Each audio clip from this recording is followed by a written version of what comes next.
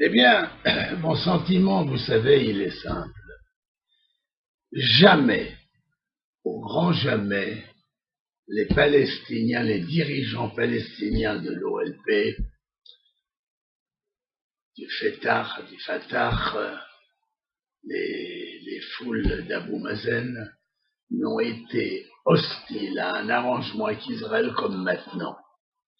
Bien entendu, ils cachent cela, ils le masquent, ils continuent à parler avec Kerry et avec d'autres dirigeants anglais ou américains, mais en réalité, nous savons et nous avons la preuve formelle, que ce soit par leur télévision, leurs journaux, leurs déclarations, ils ne veulent pas faire la paix avec Israël. Ça, c'est une chose formelle, vous savez, quand les leaders palestiniens viennent dire aux foules arabes, mettez des drapeaux dans les villages en Israël, dans les villages arabes, mettez des drapeaux de l'OLP, ça veut dire qu'ils nous attaquent vraiment de front. Alors, il est évident qu'il va quand même falloir qu'on remette les pendules à l'heure. Ça sert à rien, tous ces mensonges, tous ces bluffs. Et puis, il faut saluer les efforts des Américains et des Européens pour essayer que la paix s'installe en Israël. C'est vrai dans la région, que la paix s'installe dans la région, mais il faut quand même que les gens qui veulent nous aider à faire la paix ouvrent les yeux et voient que les dirigeants palestiniens n'ont aucune envie de faire la paix.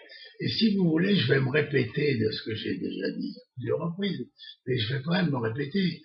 Pourquoi voulez-vous qu'ils veuillent que nous fassions la paix? Écoutez-moi bien. Les dirigeants, je parle d'Abou Mazen et de toute la clique qui l'entoure, eh bien, ils reçoivent des capitaux, et j'ai des rapports là-dessus énormes, de tous les pays producteurs de pétrole par centaines de millions de dollars. Ils jouent les misérables en disant on n'a pas de quoi faire les payes ou on n'a pas de quoi payer l'électricité, et pendant ce temps-là, ils détournent des sommes fabuleuses. Je l'ai dit et je le répète, par exemple, quand Arafat est mort, il a laissé 1 milliard de dollars, et donc, d'où voulez-vous qu'Arafat prenne 1 milliard de dollars si c'est pas en le volant à son peuple? Alors finalement, regardez, ces dirigeants palestiniens, on a fait des enquêtes là-dessus, ils sont planqués en général quand ils sont recherchés par les autorités israéliennes, et leur famille est en France ou en Suisse, leurs enfants font des études en Angleterre ou bien en Amérique, eux sont à l'abri de problèmes, ils arrivent à accumuler un trésor de guerre impensable. Et pendant ce temps-là, je vous signale qu'ils ne payent pas l'électricité à Israël, qu'ils utilisent et qu'ils font ça à la pitié en disant Israël va nous couper l'électricité. Ben, j'espère bien qu'Israël va leur couper l'électricité. Ça va peut-être les forcer à ramener un petit peu d'argent de Genève.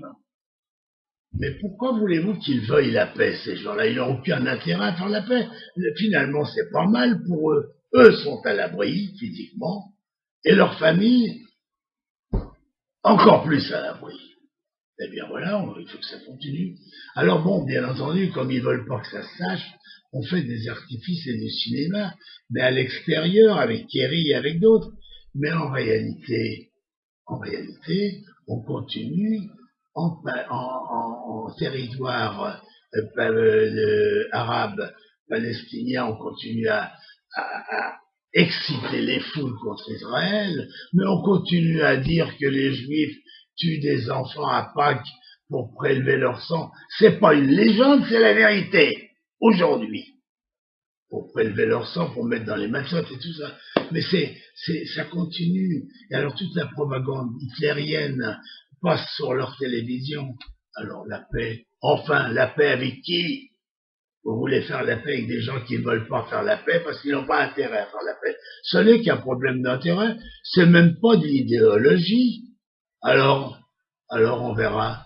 Dieu est grand, comme ils disent, et peut-être qu'un jour il se décidera à nous mettre des dirigeants valables qui voudront réellement la paix.